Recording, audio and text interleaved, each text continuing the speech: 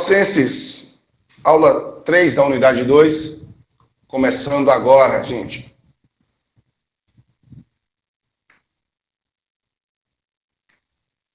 Bom, o autor da epístola é o apóstolo Paulo, a data é incerta, mas provavelmente aí antes do ano 64, exatamente que é o período da prisão do apóstolo Paulo, já que ela foi escrita em Roma, e dirigida à igreja de Colossos, uma cidade da Ásia Menor. Então, nós temos aqui dentro da carta aos Colossenses uma contestação de erros doutrinários oriundos e mesclados por ensinos e práticas judaizantes, mistificados com a especulação oriental e filosófica. O que é isso, gente? Nós temos Paulo preocupado com os colossenses devido à inserção de heresias que tendiam a obscurecer a glória divina e a glória de Cristo, colocando dentro dos ensinos em Colossos práticas judaizantes. E eu sempre que falo para nós, para vocês, temos que ter cuidado com o excesso do judaísmo dentro da igreja. Eu tenho preocupado muito. Hoje, você percebe que em algumas aulas eu sempre faço menção sobre o uso de vestuário dos judeus, que é usado dentro da cultura judaica, símbolos, a igreja enfeitada, lembrando muito o templo, porque a gente percebe que Paulo, João, os apóstolos, eles fizeram de tudo para deixar bem claro a diferença entre cristianismo e judaísmo. Eles trabalharam nisso, trabalharam em afinco. Paulo, ele escreve, quase em todas as suas cartas, ele vai estar ali levantando a bandeira, combatendo o excesso de judaísmo dentro do cristianismo. Então, Colossenses, Paulo vai estar tratando sobre questões assim. Então, esta é uma carta cuja aparência semelha-se a Éfeso, tanto nos conceitos como na linguagem, mas com uma mensagem particular aos colossenses. Em Efésios, Paulo enfatiza a igreja como o corpo de Cristo, enquanto em Colossenses ressalta Cristo como cabeça da igreja. A advertência contra a sabedoria humana e mundana que aparece em 1 Coríntios também aparece nessa carta, porque lá em 1 Coríntios a gente sabe que os sofismas, no aspecto de que até criticaram Paulo, porque a forma de Paulo ensinar não era uma forma rebuscada como eles gostavam de ouvir na época. Então, Paulo também adverte aqui aos colossenses por causa dessas reivindicações. No capítulo 1, ele vai trazer sua saudação apostólica, essas recomendações. Ele vai orar pela igreja para que ela fosse cheia da sabedoria, que frutificasse e que fosse fortalecida no poder divino, dando graças pela herança espiritual e a grande libertação e redenção dos pecados. Ele vai estar falando acerca da sã doutrina, onde o tema principal é a glória da pessoa de Cristo. Então, dentro desse capítulo 1, ele vai estar trazendo a concepção de rendição e exaltação de Cristo, porque a gente precisa entender que Cristo não foi assassinado, ele se entregou. Sua preeminência gloriosa como a imagem de Deus, ele é criador de todas as coisas, sua preexistência, ele como cabeça da igreja, sua plenitude divina, sua obra reconciliadora, o ministério da habilitação de Cristo nos crentes e proclamado pelo ministério do apóstolo Paulo. Então, em cada um desses versos aí, nós vamos ter esses conceitos sendo bem tratados.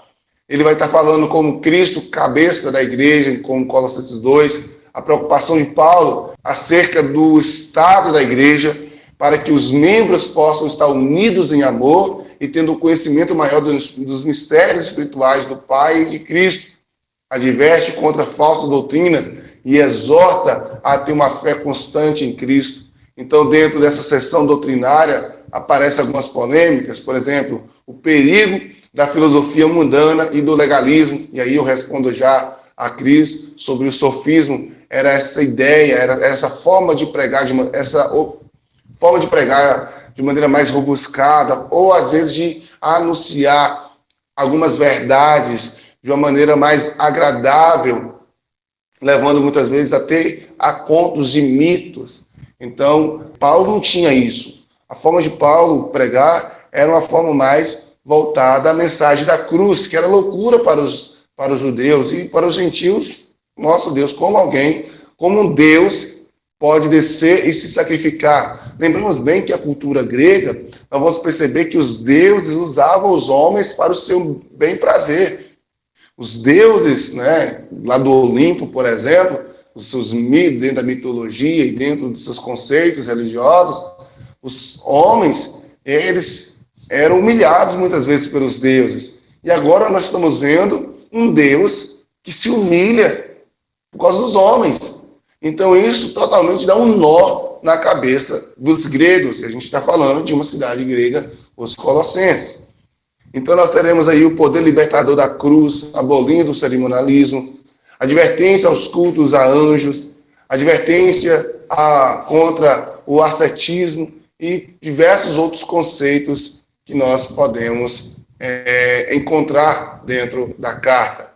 Nós teremos também a exortação à santidade, em capítulo 3, versos 1 ao 3, vai dizer: portanto, se fostes ressuscitados com Cristo, buscai as coisas que são do alto, onde Cristo está sentado à destra de Deus.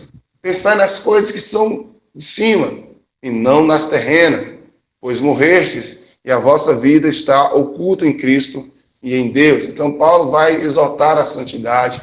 No capítulo 4, ele vai estar falando de uma sessão mais voltada ao companheirismo. Paulo vai pedir para que eles intercedam por ele, para que seus conselhos, pela sua conduta social, e vai trazer ali a saudação final e a recomendação de trabalhadores, porque nós lembramos bem que é uma das situações dentro da igreja de Colossos. Também traz a exortação e a oração pela sabedoria, a perseverança na oração, andando com sabedoria para que os que estão de fora, aproveitando cada oportunidade como oportunidade de pregar o evangelho. E aí, Paulo também vai concluindo dizendo sobre a palavra que seja sempre agradável, temperada com sal, para que saibais como deveis responder cada um. Então ele está falando, olha, vocês que gostam de dar rapa nos outros, vocês que tenham cuidado, que as vossas palavras sejam sempre agradáveis. Então até a forma de negar, a forma de falar com as pessoas, mesmo quando você não concorda, seja sempre temperadas com sal. No conceito de Paulo, seja sempre uma igreja voltada a um domínio próprio como fruto do Espírito. Amém? Então, dentro da carta de Paulo aos Colossenses, nós temos uma carta muito mais aí familiar e voltada como Cristo, cabeça da igreja, e a igreja tendo que pensar nas coisas do alto, nas coisas que o cabeça Cristo pensa, e não nas coisas da terra. Carta pequena, mas muita coisa para ser abençoadora. Alguém tem algum comentário, alguma pergunta? Vamos lá. Carta a Filemão vai ser uma carta que o apóstolo Paulo vai escrever em prol de o seu mais novo filho na fé. Né? E a gente vai falar um pouco sobre isso agora. Paulo é autor dessa curta, na verdade, se nós formos comparar essa carta com as demais cartas do apóstolo Paulo, ela é mais um bilhete do que uma carta, né? Se vocês observarem pelo tamanho dela, né? Então, Paulo é o autor dessa curta epístola, sua autoria é raramente questionada em função da semelhança e estilo com outras epístolas escritas por ele também, e por causa das circunstâncias relatadas dentro da própria epístola em si e em Colossenses. Então, a epístola provavelmente é escrita durante o primeiro aprisionamento de Paulo em Roma, entre os anos 60 a 62, e o tema da epístola de Filemão é onde o apóstolo Paulo vai solicitar a um certo cristão, proprietário de escravos, que aconselhe gentilmente e talvez até conferisse a liberdade, que acolhesse, tá, gente, a um escravo fugitivo, né, que no caso seria o teor dessa carta aqui. Fugido que apenas recentemente se convertera e que agora retornava à presença de seu Senhor. Dificilmente há um exemplo mais notável de salutares efeitos sociológicos do Evangelho em todo o Novo Testamento. Em outras epístolas, Paulo explicou como o amor de Cristo transformaria um cristão para viver de acordo com a vontade de Deus. Nessa inigualável epístola pessoal, o leitor tem a oportunidade de observar isso em prática. A carta de Filemão destaca o poder do amor e do perdão no cotidiano e na vida cristã, porque esse é o foco da carta, é Paulo pedindo o perdão por um servo que havia fugido. Filemão era propriedade de escravos residente de Colossos e tornara-se cristão por intermédio de Paulo. Tu me deves até a ti mesmo, como está lá no verso 19. Muito provavelmente isso sucedeu na cidade vizinha de Éfeso durante o ministério efetuado ali por Paulo. Uma congregação costumava reunir na residência de Filemão, como está lá no verso 2, e os primitivos cristãos não contavam com templos e por isso mesmo se reuniam nas residências de seus membros. Se o número de crentes fosse grande demais para acomodá-los, usavam diversas residências. Um escravo de Filemão, de nome Onésimo, fugira levando consigo algum dinheiro de seu senhor e se refugiara em Roma, onde, de algum modo, entrou em contato com Paulo. O apóstolo foi o agente da conversão de Onésimo, tendo-o convencido que, na qualidade de cristão, ele deveria retornar à companhia de seu senhor e viver à altura do significado de seu nome próprio, porquanto Onésimo significa útil. Então acredita-se que Tíquico levou esta epístola pessoal para Filemão, em sua cidade natal, Colossos, enquanto acompanhava o escravo Onésimo, que retornava ao seu senhor. Encorajar por meio dos relacionamentos que Paulo mantinha e conversava gerações futuras a praticar a caridade cristã. Então, gente, praticar a caridade cristã, esse é o foco da carta, né? Porque quando você olha para essa carta, vou fazer um breve comentário disso aqui, você vai perceber que não é um teor espiritual, né, onde existem doutrinas. É simplesmente uma carta de um pastor aconselhando uma ovelha, falando, olha, receba esse irmão, porque ele pecou contra você sim. Ele pode ter te roubado, ele pode ter tirado algo de você, inclusive fala, se ele te dever algo, coloca na minha conta.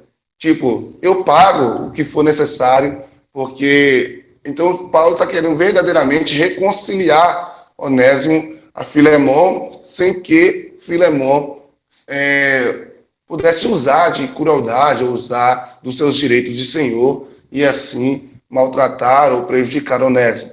Então, é um efeito, como dito aqui, sociológico muito bom, de humanidade, é alguém que se coloca no lugar do outro para interceder por ele. Então, o papel que Paulo está fazendo, além de interceder a Deus, como é algo que ele sempre fazia, ele está intercedendo agora ao Senhor de Onésimo para que recebesse Onésimo de volta. E algo muito interessante aqui nessa carta, porque se nós fazermos uma tipologia, seria como Filemão fosse Deus, Onésimo como se fosse nós, pecadores, e Paulo fazendo o papel de Jesus, né? Conciliando ambas as partes. A epístola a Filemão está escrita em forma de correspondência. A epístola é bastante pessoal e específica em seu propósito. O método de Paulo é um exemplo maravilhoso de exortação suave e moderada. Paulo usou 4 imperativos: receba, lança, reanime e prepare. A obediência de Filemão, juntamente com seu amor, trariam a Paulo alegria no coração reanimado. A atitude de Paulo para com Onésimo exemplifica a obra de Deus em favor do pecador.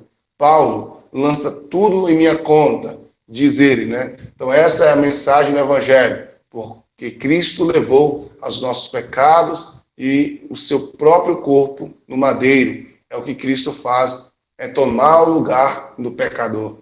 Então, bons líderes sempre tomam iniciativas de confronto. Administrar confronto faz parte da atividade do líder. Liderança é relacionamento. Líderes espirituais motivam outros irmãos e irmãs, mas não por coação, mas por uma direção. Coagir pessoas é algo que o líder nunca deve fazer, tá? Ameaçar, Ah, você precisa me obedecer, exigir uma obediência. Não, um fato. Se um líder pede obediência, ou se um líder exige obediência de alguém, é porque ele não é líder dessa pessoa. Quando a pessoa tem um líder como seu líder, ele não precisa pedir obediência, a pessoa se torna obediente. Entendeu? Então, isso é natural. Então, eu já disse aqui algumas vezes, líder só é líder porque tem pessoas o seguindo. A partir do momento que ele tem que mendigar que as pessoas o sigam, ele já deixou de ser líder. Então, não faz mais sentido que ele continue ali exercendo qualquer outra função. Talvez nós temos, por exemplo, líderes de fachada, onde ele tem um título, mas ele não tem ninguém seguindo ele. Então, o líder, ele vai, para ser líder, ele tem que estar disposto a tomar iniciativa diante de confrontos. Nós temos aqui uma situação muito difícil. Né? A gente, como líder, vai sempre enfrentar problemas onde tem um irmão da igreja que não dá bem com o outro. E o líder precisa se posicionar. Né? Não pode ficar simplesmente vendo aquilo acontecer e não fazer nada. Ele tem que se posicionar. Paulo se posicionou quando viu que uma situação entre dois membros da sua comunidade que ele cuidava não estava legal. Então, Paulo toma iniciativa para trazer conciliação. O líder precisa ter um coração de conciliador, porque senão as coisas não vão andar. Amém? Então, próxima aula, semana que vem, vamos aí fechar o livro de Hebreus, juntamente com a unidade 4, com as epístolas gerais. Tá certo, pessoal? Espero que vocês tenham aí recebido essa palavra de hoje e tenha sido abençoado.